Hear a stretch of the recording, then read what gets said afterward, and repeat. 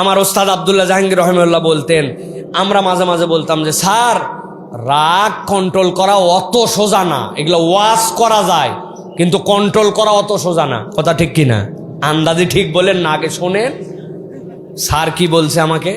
Sir বলতেছে, বাবা ধরো স্বামী স্ত্রী দুইজনের মধ্যে সেই গন্ডগোল, ওরে বাবা রে বাবা, পিক আপ গরম, এখনই ঝড় উঠে যাবে, মার বোধহয় হবে, ফাটায় ফেলবে, বাচ্চা কাচ্চা সব অনেক সময় ভয় পেয়ে যায়, জিরি বাবার আব্বা আম্মার গন্ডগোলরা চুপসাই গেছে সব, হয় কিনা এরকম? আমাদের বাড়ির যদিও এটা হয় না আলহামদুলিল্লাহ, আমরা আমার আব্বা আম্মাকে কোনোদিন এরকম করে চিৎকার করে কোনো কথাই বলতে শুনি নাই। তাদের রাগ ঝাগ যা হয় এটা কখন হয় তারা জানে, আমরা জানি না, আমরা 7 বন বই দেখি নাই, এটা আমরা দেখি নাই কোনোদিন। যাই হোক, এইরকম গন্ডগোল চলতেছে বাড়ির ভিতরে, ওরে বাবারে বাবা কি জানি হয়ে যাবে এই পরিবেশ।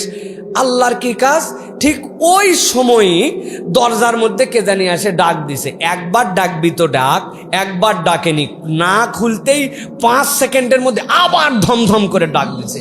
ভিতরে তো এমনি গরম, আবার দরজার ডবল বাড়ি, পিক আপ নিয়ে যাচ্ছে, কে আসছে দেখি তো, আজকে ডাকে হুঁশ করতে পারে না, আসার সময় পায়নি, মানে খুলেই মনে হচ্ছে ওকে একটা বক্সিং মারবে বোধহয়।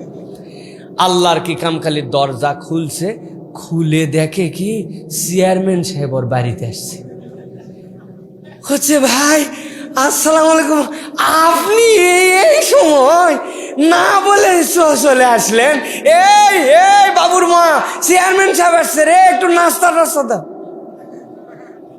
আর ওটা যদি এমপি সাহেব হয়, ওই তো গলে যাবে, ছিল 99 হয়ে গেছে 0। কথা ঠিক কিনা? স্যার বলছেন মানুষ কাল্লায় যোগ্যতা দিছেন জন্য এই আয়াত দিছেন। মানুষ চাইলে রাগ নিয়ন্ত্রণ করতে পারে, কিন্তু শয়তানের প্ররোচনায় ও রাগের উপরে আরো হাওয়া দেয়। কারণ শয়তান জানে মানুষ রেগে গেলে হিতাহিত জ্ঞান শূন্য হয়ে যায়, তখন সে যা ইচ্ছা তাই করতে পারে। ঠিক কিনা? এই জন্য রাগা যাবে না।